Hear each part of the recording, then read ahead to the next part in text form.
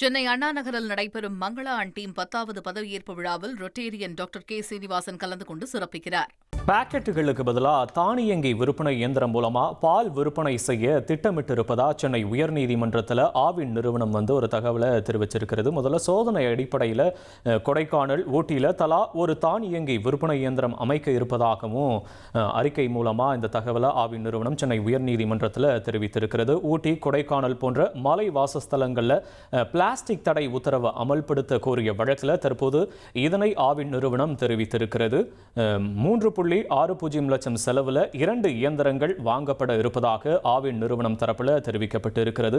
இயந்திரங்கள் நிறுவிய பின் வீடுகள், ஹோட்டல்களுக்கு பாக்கெட் பால் விற்பனை நிறுத்தப்படும் அப்படின்னு கூட ஆவின் தரப்பில் தெரிவிக்கப்பட்டிருக்கிறது. பாக்கெட்டுகளுக்கு பதிலாக தானியங்கி விற்பனை இயந்திரம் மூலம் பால் விற்பனை செய்ய திட்டமிட்டிருப்பதா சென்னை உயர்நீதிமன்றத்தில் ஆவின் நிறுவனம் தரப்பில் தெரிவிக்கப்பட்டிருக்கிறது. முக்கிய செய்தியாக பார்த்துட்டு இருக்கோம்.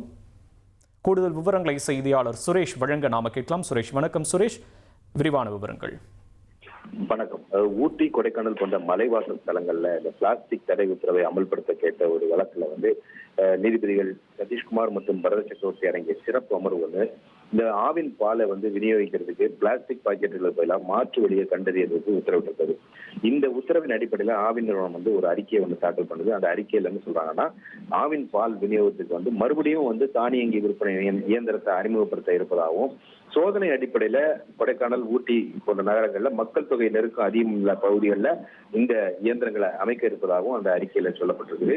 இதுக்காக உத்தரப்பிரதேசத்தை சேர்ந்த ஒரு தனியார் நிறுவனத்திலிருந்து ஒரு இயந்திரம் 2,60,000 ரூபாய் என்ற விலையில 2 இயந்திரங்களை வாங்க இருப்பதாகவும் அந்த அறிக்கையில சொல்லப்பட்டிருக்குது.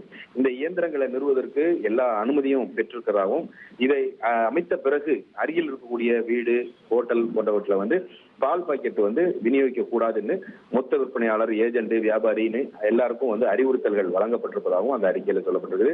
இயந்திரங்களை அமைச்ச பிறகு பால் பாக்கெட்டுகள் விற்பனை முற்றிலுமாக நிறுத்தப்படும் என்றும் அந்த அறிக்கையில சொல்லப்பட்டிருக்கு. இந்த 2 இடங்கள்லையும் இந்த தானியங்கி விற்பனை இயந்திரங்களுடைய செயல்பாடு, அதுக்கு மக்கள் மத்தியில் இருக்கக்கூடிய வரவேற்பு, இதெல்லாம் ஆய்வு செய்யப்படும் என்றும் அந்த அறிக்கையில விளக்கம் அளிக்கப்பட்டிருக்கிறது. உங்களுடைய விவரங்களுக்கு நன்றி சுரேஷ். சென்னை அண்ணா நகரில் நடைபெறும் மங்களா அண்ட் டீம் 10வது பதவியேற்பு விழாவில் ரொட்டேரியன் டாக்டர் கே சீனிவாசன் கலந்து கொண்டு சிறப்பிக்கிறார்.